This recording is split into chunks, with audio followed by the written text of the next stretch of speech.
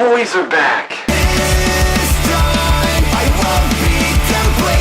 Or should I at least say Tom DeLonge is back. Mark and Travis have been running Blink-182 since he left in 2015 with Matt Skiba. In 2022, Tom rejoined the band, and basically a reunion tour was announced. We weren't necessarily sure what would come of a full-length record, if that was even going to happen, because we've seen those three get back together before, say an album was going to come, and it either never did, or it came a couple years later down the line from when we were originally supposed to get it. But nonetheless, we get the album when we're supposed to, because this time around, it just feels real. It feels like everything that happened in the past is in the past, and they just feel like friends again. Tom, Mark, and Travis are out here doing their thing on their new record one more time.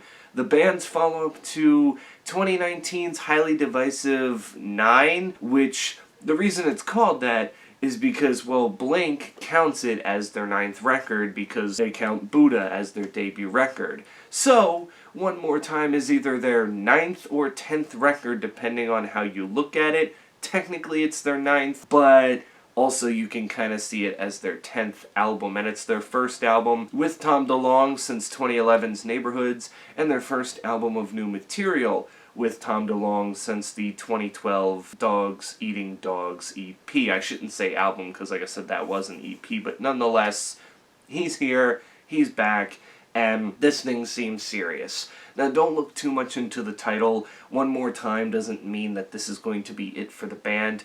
It just means that they're done fucking things up. This is the last time they're going to do it, and this is the, band that you are going to see from here on out. There's no questions of, is Tom gonna stay? Is he gonna go? He's committed, just like Travis and Mark are, and they're going to continue on as Blink-182. And what did they greet us with? Well, they greeted us with a 17-track record, which I think is the most songs they've actually had on an album. I know their last album had 15, and California had 16, but we haven't gotten one this long with Tom since probably the 2003 self-titled record. And with this album, there was only a couple songs here that I didn't like. The Hurt Interlude, it's kind of like, yeah, I get it. Interludes can be very, iffy, and I don't know, this one just was kind of, it felt like a throw-in, like it didn't need to be there, but it was. And then there's the song Fell in Love, which comes early in the album, the 3rd track. I feel like the reason I dislike this one is because it shows the problems that the band had, the tendency they would go with Matt Skiba at times, where, just the, beat at the beginning and whatnot, I'm just not a big fan of it. The lyrics aren't necessarily great, not that Blink-182 are lyrical geniuses, but just like Tom DeLonge reminiscing about falling in love with this girl and, hey, remember the time we had sex in the bed? It's just like, bro, you're 47, I believe, is Tom's age. You're almost a 50-year-old man. That is not really how you should be speaking, or at least that's not how people would see an adult speaking when reminiscing about, some times. But hey, it is what it is. Plus, the elephant in the room, the na-na-nas, which were actually completely absent on their album 9, and I remember California was like just railed to death because it had songs that featured na-na-nas on it.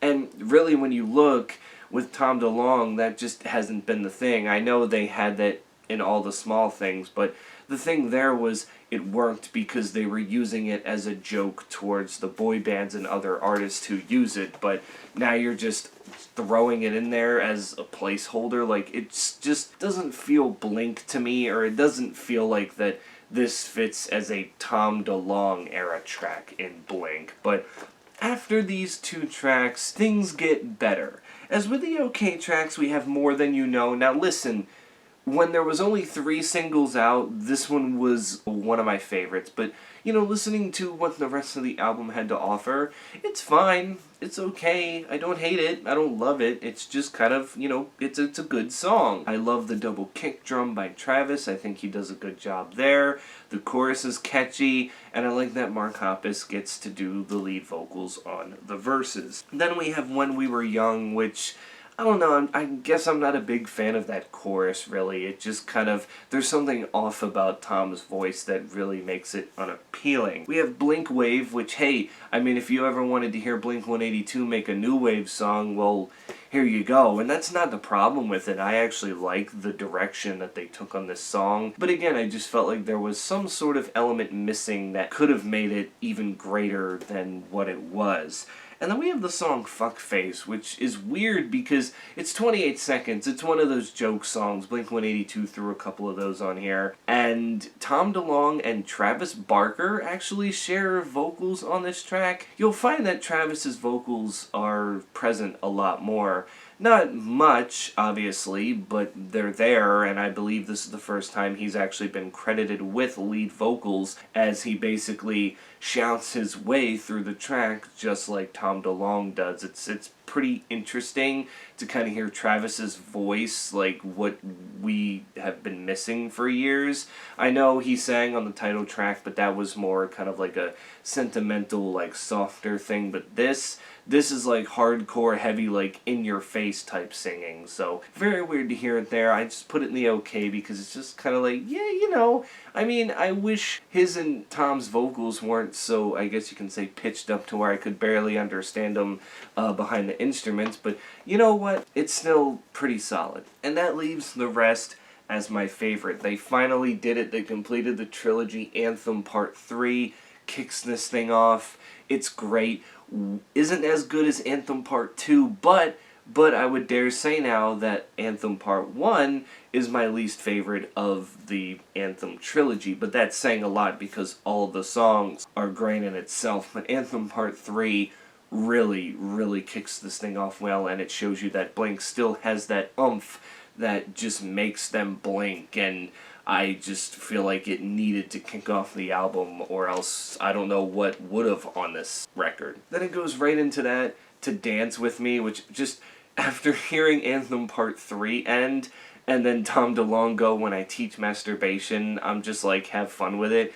It's just so weird, but it works so well, the transition, and Dance With Me was one of those singles where it kind of got goofy. It was almost, you know, like how on Take Off Your Pants and Jacket, they released Stay Together for the Kids, but they also released First Date. Like, it's kind of that, and it's really just a nice song overall. Probably was my favorite of the singles that were released. Actually, I'll say my second favorite, because there's one that we're going to be talking about that was definitely probably my favorite overall. Then we skip ahead a couple of tracks to track 4 with Terrified. This song reminded me a lot of Obvious off of their self-titled record.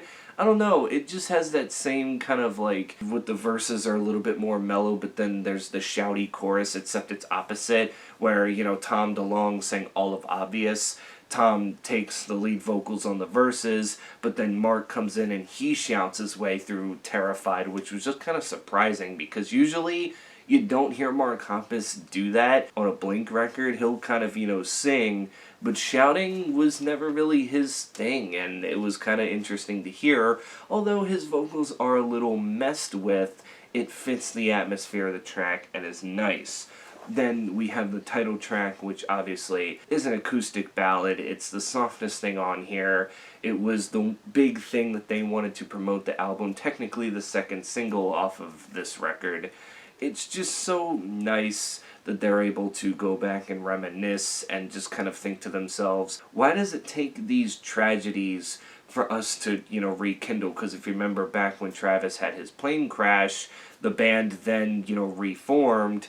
And now, of course, in 2021, Mark Hoppus fought stage 4 lymphoma, and thankfully he beat it. Obviously, he's here with us today. But, you know, during that time, him and Tom were starting to reconcile, and, you know, it's just that they're kind of thinking to themselves, you know, why does it take something bad to happen to somebody in the band for us to just go, you know what, we're motivated, let's make music. And I think they're, you know, putting that behind them and saying, we're a band now, we're brothers, we're sticking together no matter what happens from here on out. Then we have Turn This Off, which is the first joke song. Mark and Tom kind of go back and forth, like, if this is offensive, fuck you, turn this off. And, you know, I think the reason I like it so much is because because I can just reminisce back to the days of, you know, like the Enema of the State era or the Take Off Your Pants and Jacket era, where they kind of had those, you know, short songs that were just kind of goofy, especially, mostly this reminds me of like a Happy Holidays, You Bastards, where it's just quick. It's only 24 seconds long, so it's like quick and whatnot. And plus, the way that Tom and Mark are just able to, you know, switch up vocal duties that quickly, like Tom starts it, and then there's like 10 seconds left in the song, and Mark comes in, and he's just like, okay, this is what I have to say in a short amount of time. It's so amazing, and I'm just so glad that in the midst of writing serious songs, they're still willing to go out and write these, you know, shorter joke songs. It's kind of similar to what they did on California with Built This Pool and Bohemian Rhapsody, and on the deluxe edition they had Can't Get You More Pregnant, so kind of similar to that end, but they're bringing Tom back into the picture and, you know, continuing to be silly. Then, of course, there was the first single, the announcement single for this whole reunion, that being Edging. One that when I first heard it, it wasn't necessarily anything that I hated, but I was like, hey, you know, I feel like Blink could have done better and could have gave us better, but hearing it live and just, you know, getting my listens to it over the past year, because it came out October of last year, it's a good song. It really is. No matter what people want to think about it, like, oh, this isn't Blink, it's fun, it's catchy, it's silly, you know, just your typical, you know, Blink having fun song, and I can commend them for that in a way. Then you have the song You Don't Know What You Got, which is my favorite of the 6 singles that released. I mean, Mark Hoppus in the verses just singing about what he had to go through during his cancer diagnosis and his treatment, talking about, like, you know, how he had radioactive skin because he was getting these radioactive chemicals just pumped into him to fight the cancer, and, you know, it was so, you know, toxic that he couldn't touch his wife, he couldn't kiss her, he couldn't, you know, do all this kind of stuff, and he just, I guess, felt like a burden in that moment. Like, you know, he just felt like he was in the way, and he really just wanted to be living a normal life at that point, but when you're going through that, you just can't. And there's something about his vocals, too, on this song, on the verses, where they just seem a little bit more eerie and darker than usual. It's very interesting. And then, of course, the chorus, atmospheric, him and Tom singing in unison together. It's nice. I mean, it was one that probably got me even more emotional than One More Time, just because you can hear the pain in Mark's voice while trying to get through the verses. Then we have Bad News, which is definitely a very punky track. It seems like Mark still likes to write the punk-leaning tracks, whereas Tom will kind of, you know, lead them towards other directions. Not saying that Mark won't go in different directions. I mean, I think you saw in California 9 that he is, and even in his other projects that he's willing to. But Mark Hoppus is still able to just write these simple, you know, catchy pop-punk songs, and with Bad News, that's exactly what this is. Then we go straight into that to Turpentine, which I like the end, because the whole song, Tom DeLonge is saying it wrong, and then he goes, and I'll douse myself in, turpentine shit. Like, he, like, corrected himself at the end and realized it, so I thought that was pretty funny that they added that in there. But again, this song reminds me a lot of, like, self-titled era Blink, where, you know, it's not necessarily pop-punk, but you get this loud, energetic song with this chorus that's just so, like, sing-songy, but also very loud and in your face. It's very nice. That comes toward the end of the record. Other Side is also just, you know, a pretty solid track. I feel is going to kind of get swept under the rug because it's the second to last track on the record, but nonetheless, it does its job. And then we have the album finisher, which is Childhood, where we kind of hear Mark Hoppus and Tom DeLonge just kind of, you know, reminisce about what they did in their childhood, and they're like, well, it's 2023, so where the fuck are we now? Like, as a band and just as friends and whatnot, where are we, and how can we, you know, kind of define our adulthood, since our childhood has basically already been defined in itself. And it starts off weird because it kind of gives you 21 Pilots vibes at the beginning, but then it kicks in and you're like, okay, there's Blink, there they are. And it's kind of similar to California and Remember to Forget Me, the title track to California, that is, where they finish the album off and they kind of start quiet, but then they pick it up toward the end. Like, Blink is still doing that thing where they want to kind of tease you into thinking that we're going to end on a soft note, but then they just go boom right in your face and you're like, whoa. And I think Childhood